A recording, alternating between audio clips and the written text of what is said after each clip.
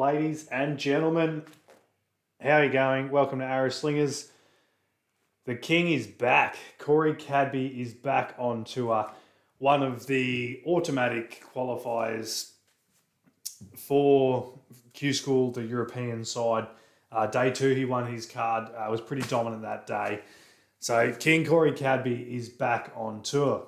Now, I thought I'd get dressed up a little bit. I've got my dart pants on, a nice polo shirt and some flash shoes because I'm also getting back on tour. I am joining a darts team. My first time since 2017 participating in club darts. So pretty excited for that. And it's going to be good to see where my game's at. It holds up okay online. Pretty consistent, pretty solid at the level that I'm at, so between 60 and 70 average. And I hold steady, but it'll be good to see how I go once I get in person, in club, when you're playing for a team against other people with lots of people. Maybe not lots of people, but maybe 30 people in the venue plus that might be watching at some point. So that'll be exciting. But some of the other names to get cards: Graham Usher, Aaron Monk, Josh Payne back on tour, Adam Smith-Neal. There are a lot of guys you would have heard the names of on the Motor Super Series, which is getting quite popular. Big step up from that to the PDC though. So those guys will occasionally hit a 9,500 average on the Motor Super Series in the first to 4. A lot shorter format, quicker turnaround between games, the PDC. So that all these guys, Josh Payne will have known what it's about.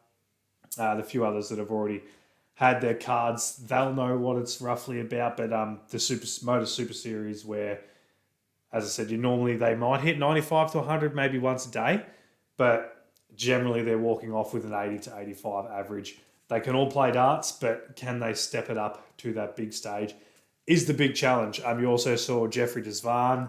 He got his card back, so that's fantastic. Daniel Close, he's a German fella. He's going to be one to watch. He hit some monstrous averages on the European side, a couple of 110 plus averages. He did have a lot of lower performances, so the European side of things, a bit up and down. Some days, look, my 70 average would have well and truly got me to the last 32 if I could have thrown that consistently, maybe even further. But then you'd have days where Daniel Closer hit 110, Corey Cadby up around 100 all day long. Been inconsistent that side. The massive story, though, was Christian Perez, a Filipino darts player, now has a tour card. So, absolutely fantastic and great to see the world of darts just kicking goals. So, that's what a lot of what this episode is about. Has a little bit to do about where the world of darts is at, specifically back home. So as we said, Corey Cadby, he went over to the European side. There was a lot of grumblings and bullshit online about took the easy route, but as we said, wasn't the easy route. It's the inconsistent route, so you never know what you're going to get. The first day where cards were available, Corey Cadby ran into I think it was a 99 average and lost in the last leg decider in just the second or third round, and didn't get a card the first day when he was expected to, but then was able to consistently romp his way through on the second day. So the first day he didn't get it. Second day he did get it. So just inconsistent there. I don't think there's anything to do with a visa issue that you wouldn't be going and getting a tour card if you can only play the European Tour events, because that would be silly, because there's just not a living playing only European Tour, the PDC. You've got to play the Pro Tours. There's quite a bit of money to be made there, especially for someone of Corey Cadby's talent. But you've got to go to all the events. You've got to play the UK Open is available to all of them. Get yourself to the Players' Championships, top 64, and then work your way to make sure you're at the Worlds. Have a good year, be the top 32 in the Pro Tour of Merit, and get yourself to the World Championships. That is where the money is for Corey Cadby this year, and then obviously the goal is the second year to progress, and I'm tipping a top 32 by the end of 2024. Almost as a minimum for Corey Cadby. That's how talented this guy is. Which kind of leads us towards our main topic. We spoke about it a tiny bit last week, but it's coming back to, and it's not a pot shot, but it's talking about the DPA and where we are at in Australia. So we had the years of COVID where it was all online 2020. 2021, we were able to go to, I think it was predominantly online as well, to be honest. But last year, 2022, we had a lot of each state to state in-house stuff leading to the end of the year. That's the system they resorted to after the failed first event. In-house, in-state, and then the end of the year, they all played off to get there. Now, we spoke about how difficult it is to run something like that in Australia, given that you can't be in person. So your best option is to do the online, but you never know how you're travelling, each state's best players, how they're travelling against the other state's best players. But we all got together at the end of the year and that helped decide it, which is kind of a pretty decent way to go. It was just a little bit hectic having 2 events per day. So you had the New South Wales Darts Masters and Queensland Darts Masters qualifiers each day. There was 4 of those, followed by the Oceanic Masters in the order of merit, I think. Oceanic might have been later on, but the order of merit finals held that day. It was full on, but we got everyone in the same room and we nutted out who was the best players in Australia. And yeah, that we got to there. We had Mal Cumming won it and won his way to the Worlds, which good. But COVID's gone now, and the decision we have made here in Australia is to host all 20 events across 4 weekends. That's going to be 5 events per weekend. So Friday you got 1, 2 Saturday, 2 Sunday. Absolute madness. Before we start off with anything else that's wrong, that is crazy talk. If you go out first round of the first event, you're then waiting for potentially a 2-3 o'clock kickoff for your next event. What do? Remembering that this is being held in Wollongong. We'll come back to that topic in a minute. It's just hard work, and to host 2 full events with however many players we're going to get there, remembering it's in Wollongong, we may only get 20 players, and that's going to make it seem a little bit better. But yeah, you might have to turn up at 9 o'clock, and if you do well in both, you could be playing darts till 10:30, 9, 11 o'clock at night. It's going to be hard work having so much on one weekend. Don't bother calling it 20 events, okay? We don't have to have a full-on system like that has all these different... It's not the Pro Tour, it's not the Women's Series. It's going to work over in Canada. It works for the China Premier League or Asian Premier League PDC circuit that they have over there. It doesn't need to be that here. Slow it down, spread it out. If you want to have a bigger tournament with full-on round robin, host a round robin on the Saturday, kick off your knockout on the Sunday, and you don't have to have everyone there from Friday afternoon till midnight, Saturday morning 9 a.m.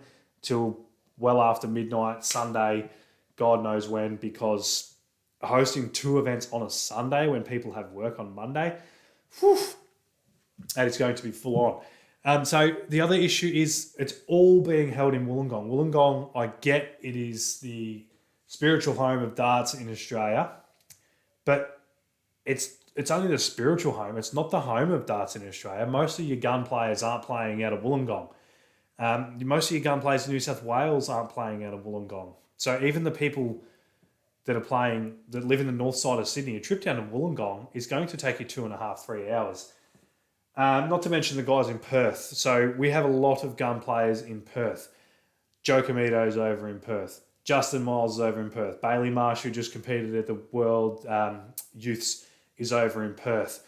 David Platt, Loz Ryder, Kohar Kakiri, over in Perth. There's so many. The names keep coming and coming and coming. I've probably missed about 10 there.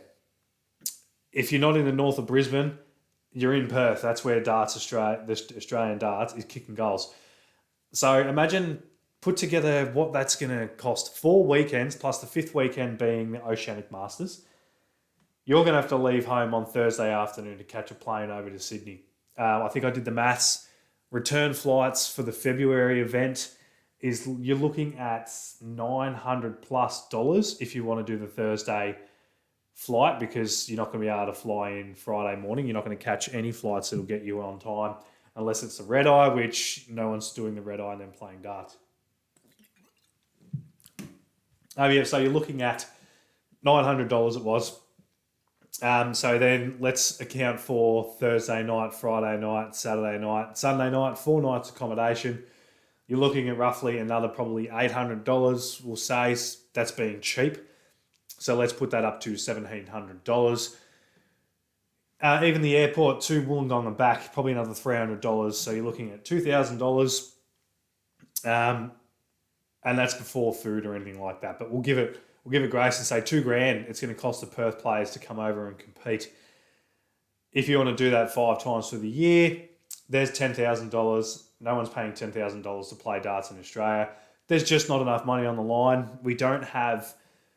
There's 2 spots available to go over to the Worlds. Yes, there's a good chunk of money available there if you do well.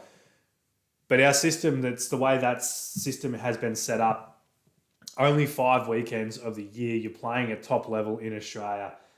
It's not going to hold you in good stead, ready to take on the rest of the world or the world's best who are on the PDC playing consistently. It's not even going to put you in good stead to take on the Asian qualifiers who have a 30 event system spread out across Asia that have the best players playing. We've got to get this right. It's just that it's not going to work in that regard. It's the biggest kick in the guts for Australian darts, I think. I'm not sure where it's come from to do it that way. Look, if you're going to put me on the spot here and say, well, how do you do it then, genius? What we did last year is your best option until there's more money involved. Until there's more money involved, you're not going to get people travelling consistently. So you play it in-house with one big weekend to decide. As I said, this isn't the Women's Series, the Pro Tours, the European Tours. We don't need a 20 event system. I know that's probably what the PDC want.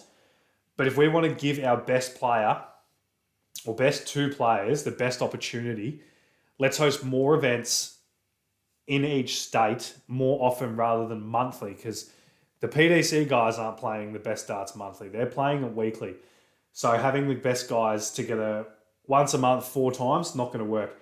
2 a month, in-house, in-state, and then you could have 2 playoffs if you want. Have the one that's the Pro Tour one in July, have the other one, the Oceanic Masters, in September, October. And those 2 competitors go to the Worlds. To me, that makes a lot more sense. Play it in-house with 2 get-togethers and spread them out. Don't just play them in Wollongong. Or once the money's around, you move it state to state. You probably have either 1 or 2 in Brisbane, Melbourne, Sydney, but then South Australia, Tasmania and WA all get to host an event as well. It just makes sense because our best players are in WA. They're in Brisbane, but a lot are in WA.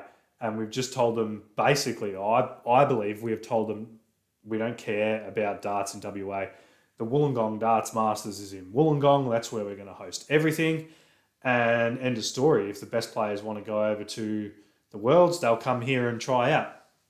It's hard work in such a big country. We'll see how it goes. There also is the WDF side of things that host a lot more events, spread them out, and have it a lot more even. So that'll be exciting. The Australian Open should be back this year again. That was quite exciting last year to have that on Australian shores. So Australian darts, a lot of work to be done. How long have we been going? That's 13 minutes. We've got a little bit longer. So what you want to see from darts in Australia this year, you want to see the best players there. Hopefully this system can work. We can get the players there. Before too long, you'd hopefully want to see a big sponsor, but I don't see it happening. We are getting left behind the rest of the world when it comes to this. So you've just had a Filipino player win a tour car. The Canadian darts circuit is going bonkers. There's some great players over there. I think it's called the Canadian Darts Circuit, CDC. Basically, it's Northern America, and it's all over the place, and there's a lot of money on the line. It's got a lot of backing, and it's doing really well. You're seeing Leonard Gates play well. Jules Van Dongen, I know he's Netherlands, but playing out of America, he's doing quite well. Sweet. So, if you can get the best players in the same room, that's where your darts are going to improve. That's all we need to focus on. I would love to see 2 events where the best players come. As I said, you can have an invite only, so the top 32 for the Order of Merit, or as I said, run it all across 2 days, round robin into knockout, and have it done that way. But yeah, so I don't see this being a sustainable model. We're probably not even going to be on TV. We're not even going to get to watch it. So there's a lot of work to be done in Australian darts. The Bahrain Darts Masters was a pretty good event.